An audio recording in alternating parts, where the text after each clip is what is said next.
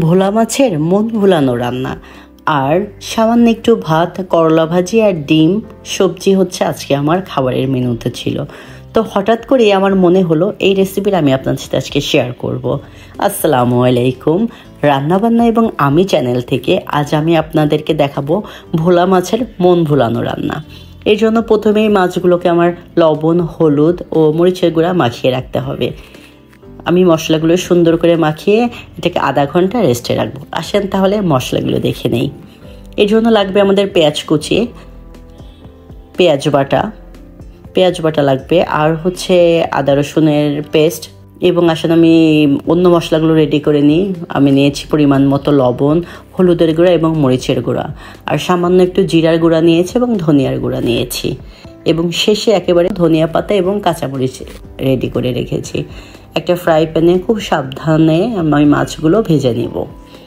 আমাদের দক্ষিণাঞ্চলে অবশ্যই মাছগুলো কাঁচা রান্না করে, তো সেটার একটা রেসিপি ইনশাল্লাহ আমি আপনাদের সাথে পরবর্তীতে শেয়ার করব। আর আমি ঢাকাতে আসার পরে জেনেছি যে এই মাছটাকে ঢাকাতে আছে পোয়া মাছ বলে, এবং এই মাছটা খুবই মিষ্টি স্বাদের, এবং নদীর পোয়াগুলো নাকি খুবই উপকারী। সপ্তাহে একদিন প্রতিটা মানুষের আসলে সাগরের মাছ খাওয়া উচিত। তো সেই কথা চিন্তা করেই আসলে আমি আমার মেনুগুলো করি বাসার। তো চেষ্টা করি সপ্তাহে একদিন সব কিছু মিলিয়ে খাওয়ার জন্য। তো এই জন্যই আর কি এই মাছটা আমি আমার বাসায় এইভাবে রান্না করে সবাইকে খাওয়ানো শিখিয়েছি। আমার ওই মাছটা খেতে খুবই ভালো লাগে, মিষ্টি মিষ্টি মাছ খেতে খুবই মজা লাগে। মাছগুলো আমি সাবধানে দেখেন ভেজে নিলাম। মাছগুলো খুব নরম, তো একটু সাবধানে আসলে ভাজতে হয়। মাছগুলো উঠিয়ে নিলাম আমি তেলের থেকে। সেই তেলের ভেতরে আমি পেঁয়াজ দিয়ে দিলাম। পেঁয়াজটা এখন সুন্দর করে বেরেস্তা করে নিব। আর আমি আপনাদের সবসময় বলে দেখেন, আমি খুব অল্প মশলা দিয়ে রান্না করার চেষ্টা করি, একটু মজা করে। আমার বাসায় যে রান্নাগুলো খুব পছন্দ করে সবাই, সেটাই আপনাদের সাথে শেয়ার করি। আর পেঁয়াজটা বেরেস্তা কালার হয়ে গেলে একটু আমি মশলাটা ধুয়ে একটু দিয়েছি, না হলে এটা বেশি পেঁয়াজটা পুড়ে যাবে, এই জন্য আর কি। এরপরে পেঁয়াজ বাটাটা দিয়ে দিলাম, ভালো করে কষিয়ে নিব। কষিয়ে আমি দিয়ে দিব আদা রসুন বাটা দিয়ে ভালো করে সুন্দর করে কষিয়ে নিব। এবং এরপরে শুকনা মশলাগুলো দিব।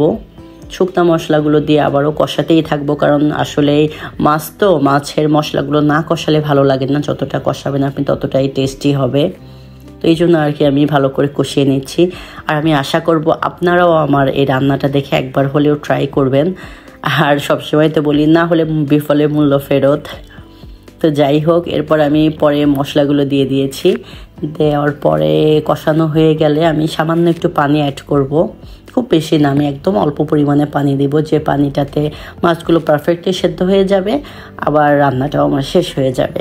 দেখেন আমি মাছগুলো খুব সাবধানে দিয়ে দিচ্ছি।